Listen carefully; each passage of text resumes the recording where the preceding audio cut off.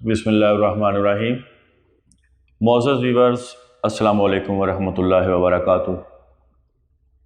کل مطالعہ کے دوران میں جون ایلیا کا ایک شعر میری نظر سے گزرا۔ نوکری کر رہے ہو مدت سے، تم کوئی کام کیوں نہیں کرتے؟ اس شعر کے تناظر میں مینجمنٹ اور ملازمین کے آپسی تعلقات کے بارے میں ایک خوبصورت واقعہ آپ کی سماعتوں کی نظر اور بعد ازاں اس واقعے سے جو نتائج سامنے آئیں گے اس پر ہم بات کریں گے کہ کیا وجہ ہے کہ ایک ملازم ایک آرگنائزیشن میں دل جمعی کے ساتھ کام نہیں کرتا، یا وہ ایک جگہ رہتے ہوئے دوسری جگہ پر جانے کا خواہش مند ہوتا ہے۔ یاد رکھیں، جاب کے دوران میں ایسا شروع سے ہوتا آ رہا ہے، ہو رہا ہے اور ہوتا رہے گا تا وقت کہ آپ جون ایلیا کے شعر کے مطابق اس بات پر عمل نہ کریں کہ نوکری کر رہے ہو مدت سے، تم کوئی کام کیوں نہیں کرتے۔ تو ایک شخص جو ایک انتہائی غریب گھرانے میں پیدا ہوا، یہاں یہ بات بھی قابل غور ہے کہ غریب پیدا ہونا مشکل نہیں ہے، پیدا ہونا مسئلہ نہیں ہے، غریب مرنا بہت بڑا فالٹ ہے۔ اس کی وجہ یہ ہے کہ دولت بہت سی خوشیوں کو حاصل کرنے کا ایک ذریعہ ہوتی ہے۔ تو ایک شخص جو ایک انتہائی غریب گھر میں پیدا ہوا، معیشت بہت پتلی تھی، گھر کے حالات ناگفتہ بے تھے، صبح اگر ناشتہ مل جاتا تو رات کے کھانے کا انتظام نہ ہوتا، اگر رات کا کھانا کھا لیا جاتا تو صبح ناشتے کے لیے جان کے لالے پڑ جاتے۔ وہ شخص کہانی بیان کرتے ہوئے کہتا ہے کہ جب میں پیدا ہوا اس وقت میرے والد کی عمر 21 سال تھی، یعنی 20 سال کی عمر میں میرے دادا نے شادی کر دی،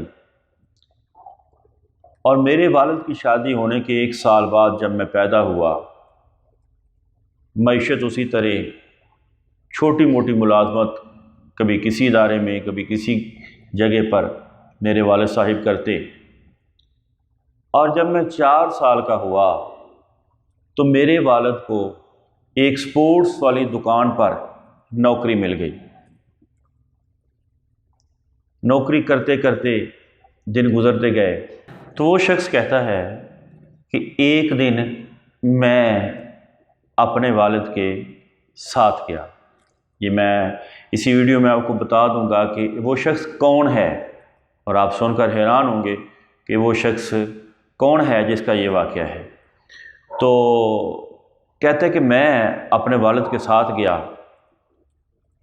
فٹ بال، گیند، بلے، راکٹ، چڑی چھکے، یہ سارا کچھ دیکھا۔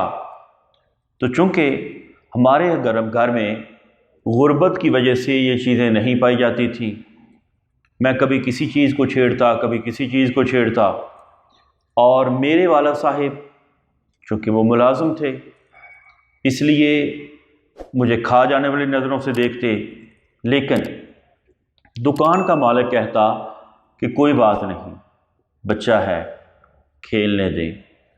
کھیلتے کھیلتے میں ایک ایسے گیند کے قریب پہنچا جو ایک سفیر نے، جو ایک ملک کے سفیر نے اپنے بچے کے لیے آرڈر پر بنوائی تھی۔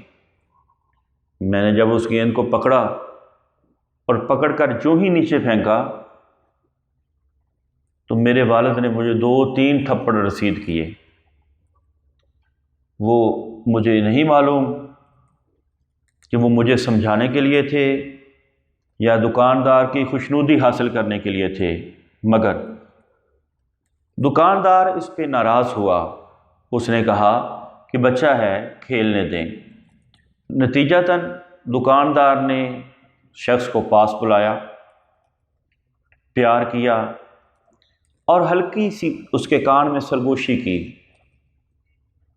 وہ سرگوشی کیا تھی کہ بیٹا، کیا آپ کو یہ فٹ بال پسند ہے؟ تو وہ کہتا ہے کہ میں نے یوں اشارہ کیا، سسکیاں بھرتے ہوئے، آہیں لیتے ہوئے، روتے ہوئے۔ تو اس دکاندار نے کہا کہ بیٹے، جب شام کو چھٹی ہو تو آپ یہ فٹ بال اپنے ساتھ لے جائیے گا۔ شام کو جب میں اپنے والد کے ساتھ گھر آنے لگا تو اس نے وہ فٹ بال مجھے تھما دیا۔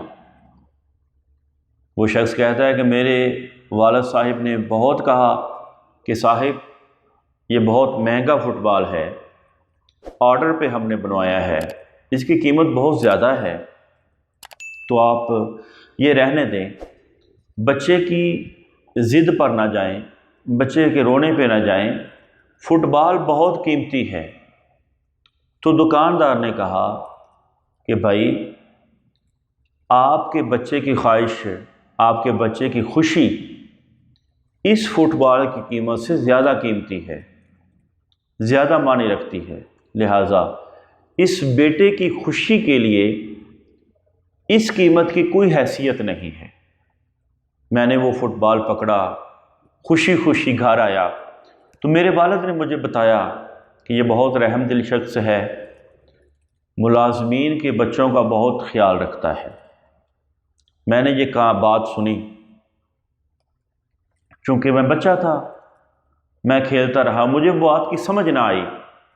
آج جب اس شخص کی اربوں روپے کے کاروبار ہیں، فیکٹریاں ہیں، ملک سے باہر آنا جانا ہے، تو کہتا ہے کہ آج مجھے پھر سے وہ واقعہ یاد آیا کہ میں ارب پتی ہوں، مگر میرا والد آج بھی اسی شخص کا ملازم ہے اور اسی شخص کی ملازمت کرتا ہے اور وہیں پر کام کرتا ہے، اس کے کپڑے پریس کرتا ہے، اس کے گھر میں ملازمت کرتا ہے۔ تو کہتا ہے کہ مجھے میرے دوست پوچھتے ہیں اکثر کہ ایسا کیوں ہے، تو میں ان کو یہ کہتا ہوں کہ یہ سارا کچھ ایک فٹ بال کے عوض میں ہے۔